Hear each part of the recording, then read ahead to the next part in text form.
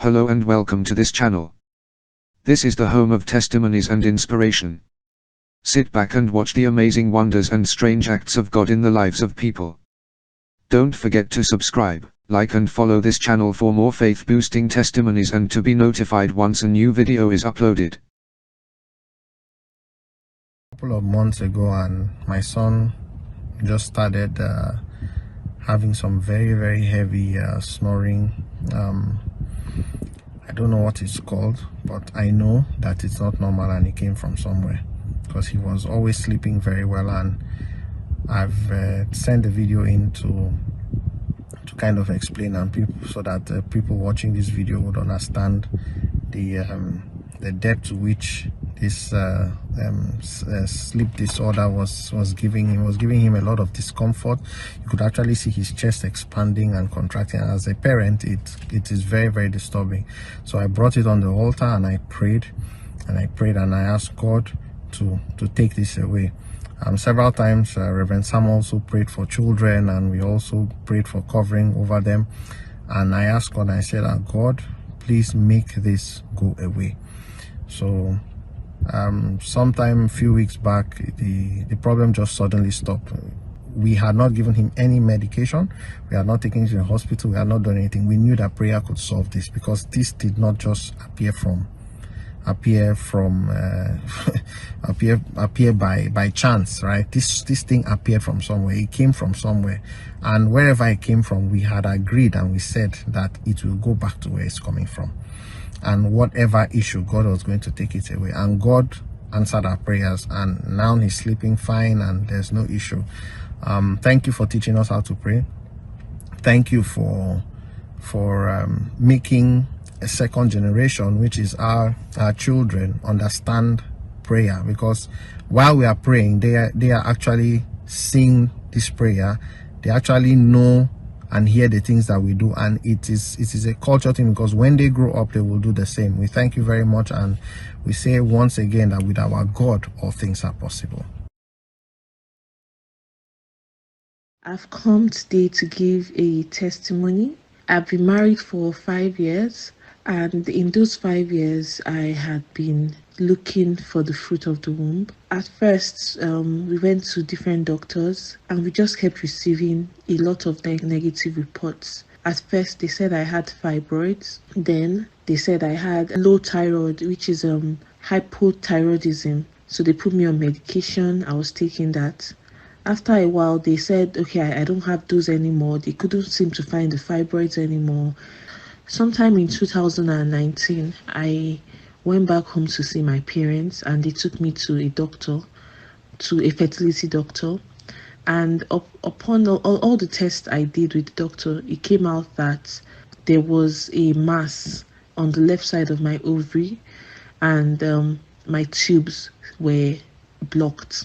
This one was the report that I didn't know how to take, because I had done a similar test before while in Lagos, and it was said that my tubes were open. Anyways, I moved back to Lagos, and I continued seeing another fertility doctor, who now put me on IVF and IUI plan. With the plan for IVF and IUI, I had already made up my mind to pay and start my IVF and IUI with this doctor, when I received a call from my mom, who asked me to speak to a cousin of mine regarding my situation.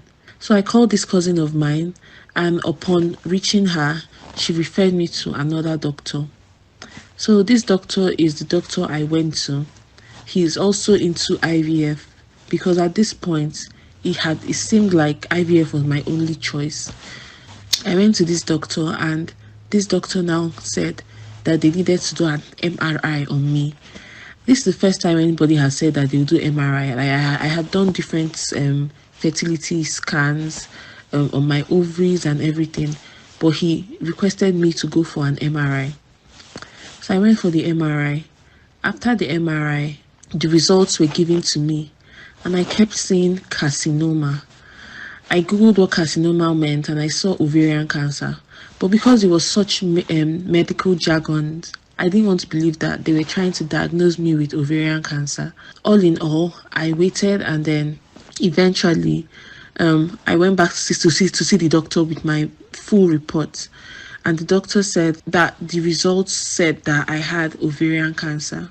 At this point, I broke down because the doctor just told me plainly that what we're discussing right now is not about giving birth to a baby, but we should focus on trying to solve this cancer.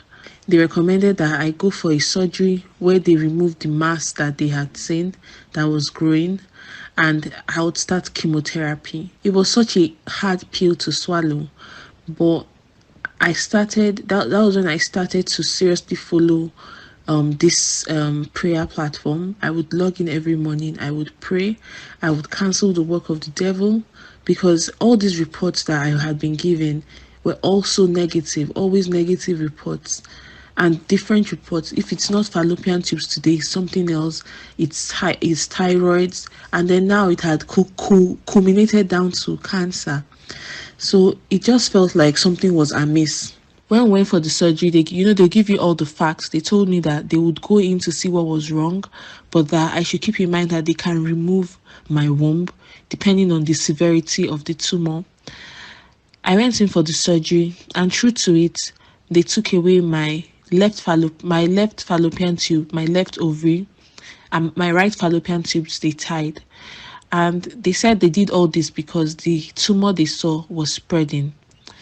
They took the results for to test whether there was any cancer in it, and for 4 weeks I waited and waited, with prayers of course, and finally it came out that my the results were negative. There was no cancer.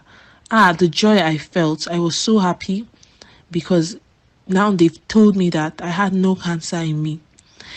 So if I was now asked to that the only way I could get pregnant, because they had tied my right tube and taken out my left fallopian tube, was that I needed to start IVF. After many rounds of IVF, I was able to secure 9 embryos, which I was very proud of. And we were just about to start to transfer the embryos and to get me pregnant.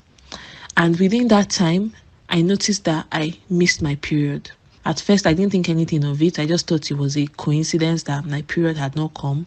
I went on holiday with my husband just to refresh.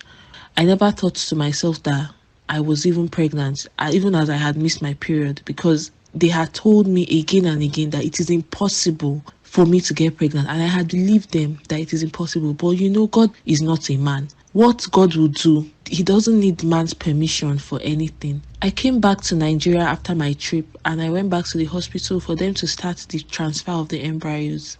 And upon getting to the hospital, they found out that as they tried to do a scan on my womb, there was a baby growing there. All the doctors were shocked.